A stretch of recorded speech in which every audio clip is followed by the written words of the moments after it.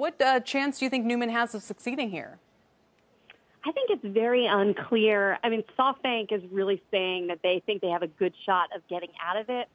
The question is, I mean, he's alleging that they essentially sabotaged this deal. He's saying that, their SoftBank's financial position has gotten much more precarious in the last few months, and that that they've taken steps to kind of undermine this deal. So it could be a long battle for a while, and I think the courts are going to decide this. Maureen, would it be a big financial setback for SoftBank at a time when it seems like they're reeling from a number of investments? If they had to pay it, for sure. I mean, it raises a lot of questions about SoftBank's ultimate commitment. I mean, they said that they were going to pay this $3 billion. There's debt they were going to give to WeWork. So paying it, I mean, they have a lot of question marks around their finances. But, I mean, even more so, WeWork has huge financial questions around them right now. I mean, the future of WeWork, this money, much of it is going to, Adam Neumann and employees and early investors. But, I mean, it does raise the question of how much more money are they going to give WeWork when they need it? Yeah. Deirdre, let me jump in and maybe, Maureen, also get you to respond to this. Is WeWork facing an existential threat?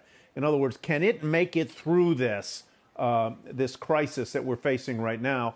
And what is the crippling effect on SoftBank? How damaged are they as they come out of this? So, Tyler, this has always been the big question for WeWork before the implosion, before the position that it's in right now. Can its business model survive a recession? The idea of taking these long-term leases and renting them out on the shorter term. What do you do when a recession hits and a lot of your customers are backing away from those short-term commitments, but they still hold the long-term ones? So the next year is going to be critical. WeWork came out a few weeks ago and said that they had $4.4 billion in cash and cash equivalents. I think that was meant to reassure investors. I'm not sure if that's going to do the trick because they've been burning through billions and billions of dollars a year. The question is, are they cutting costs fast enough? Tyler, as for SoftBank, I think that Maureen brought up a really good point. How long can it afford to have these battles with portfolio companies in the Vision Fund? Bosa set out with this $100 billion fund to be the Warren Buffett of technology, be this fantastic VC investor. That has taken a number of hits. It's certainly not just WeWork. It's not just amid the global pandemic. A lot of the companies that he has made large bets on, like Uber, have been struggling long before this. So from a financial position, SoftBank is probably okay. Remember, it has Alibaba and it has a number of other assets. But reputationally, I think that Bosa continues to take hits. And the longer this particular legal battle goes on, his reputation continues to be further tarnished. Maureen, same question. What do you think, regardless of the financial impact for SoftBank, this implies for its investments going forward? I think it does raise, big questions.